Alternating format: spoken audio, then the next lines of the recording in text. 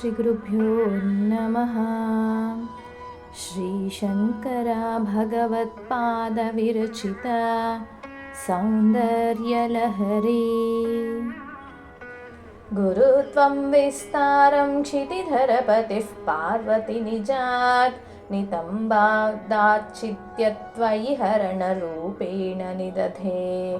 अतस्ते विस्तीर्णो गुरुरयमशेषां वसुमतीं नितम्बप्राग्भारस्थगयति लघुत्वं नयति च। करीन्द्राणां शुण्डान् कनकगदलीं काण्डपटलीम् उभाभ्यामूरुभ्यामुभयमपि निर्चित्य भवति। सुवृत्ताभ्यां पत्युः प्रणति कठिनाभ्यां गिरिसुते विधिघ्ने जानुभ्यां विबुधकरिकुम्भद्वयमसि।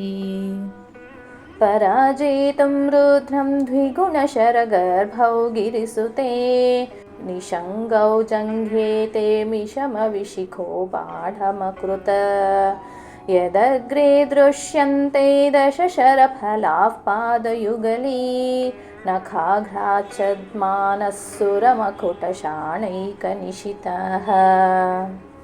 श्रुतीनामूर्धानो दधति तव यौ शेखरतया ममापि तौ मातः शिरसि दयया धेहि चरणौ। ययोः पाद्यं पाथः पशुपतिजटाजूटतटिनी ययोर्लाक्षालक्ष्मीररुणहरिचूडामणिरुचिः।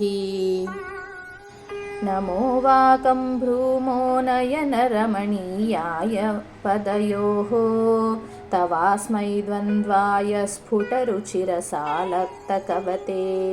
असूयत्यन्तन्तं यदभिरहनानाय स्पुहयते पशूनामीशानः प्रमदवनकङ्केलितरवे।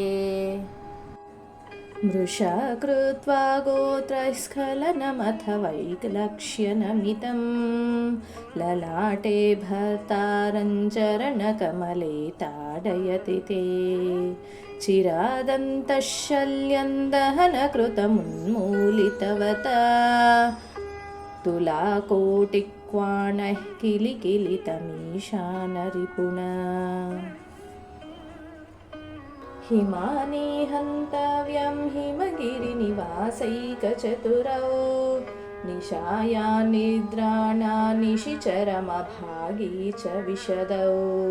वरलक्ष्मीपात्रं श्रियमतिसृजन्तौ समयिनां सरोजं त्वत्पादौ जननि जयतश्चित्रमिह किम्। पदन्ते कीर्तिना प्रपदमपदन्ति विविपदां कथं नीतिः सद्भिः कठिनकमटीकर्परतुलां। कथं वा पाणिभ्यामुभयमन कालीपुरभिदा यदादायन्यस्तन्दृशदि दयमानेन मनसा।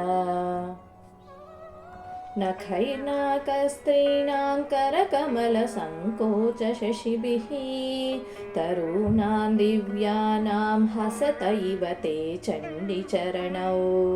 फलानि स्वस्थेभ्यः किसलयकराग्रेण ददतां दरिद्रेभ्यो भद्रां श्रियमनिश मह्नाय दददौ।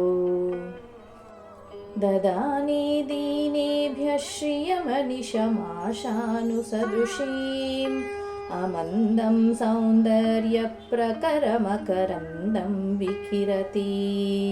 तवास्मिन् मन्दारस्तमकसुभगे यातु चरणे निमज्जन्मज्जीवः करणचरणैः षट्चरणताम्। गुरुभ्यो नमः।